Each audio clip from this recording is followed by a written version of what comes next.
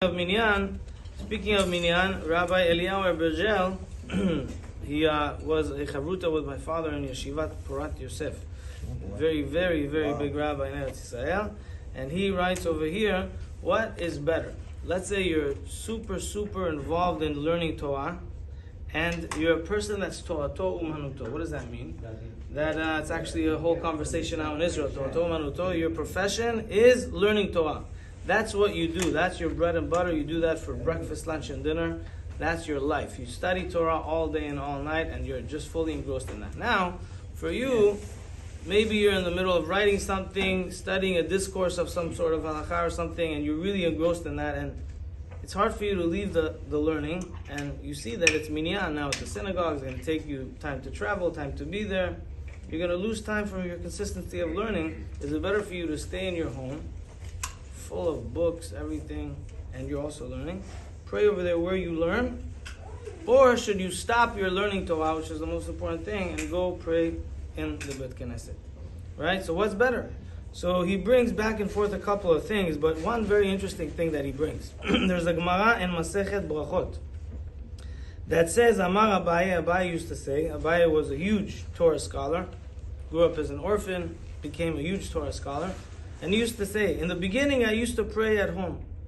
I used to learn, study Torah in my home. I had a study. And then I used to pray in the synagogue. When I heard what Rabbi Chia Bar Ami said in the name of Ula, that since the Bet HaMikdash was destroyed, the only sense of pleasure Hashem has in the world is the 4 cubic amot, like a space where you have halakha, meaning a space where you learn Torah. The sensational joy that Hashem has, so to speak, is when we learn Torah. So I said, 1 second, if the space of HaKadosh Baruch Hu, the joy of Hashem, that's where He finds joy, maybe that's where we should also pray.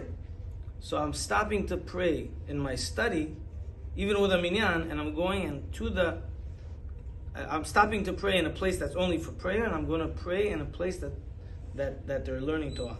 Why? Because when you attach your tefillah and you put it inside a space, inside a room, a bet midrash, then HaKadosh Baruch Hu is there more, and the tefillah is elevated more. So from that, you can see that where is it better to pray? In a place that's just for prayer, or in a place that they learn Torah, and then you can pray over there. Sounds like it's better to pray in a place that they learn Torah. So Abaye said, I'm going to move my tefillah to the bet midrash, and I'm going to pray over there. This maybe can infer, says Rabbi Benchlouch, that a person should pray in their home, that's where they study. And he says no.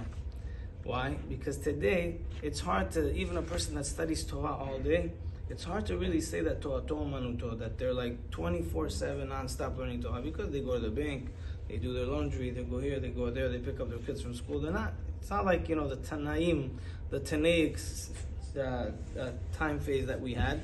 And therefore he says a person, even if they study Torah all day and it's an interruption of their study, they should leave everything they're doing and go pray with a minyan.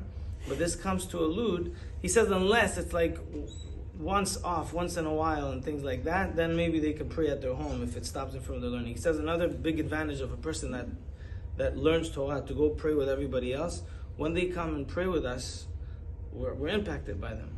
We see them, we see the way they pray, we see their kavanah, we see the way they conduct themselves, and that means so much more. So the chidush is, the novel idea is that even if it's a person that is like an Einstein of Torah, and you're breaking their consistency, they should still leave what they're doing, come pray with a minyan, because of the factors that are associated with the greatness of praying with a minyan. What that means for us is that we are very lucky to have had minyan today. Hazak Baruch.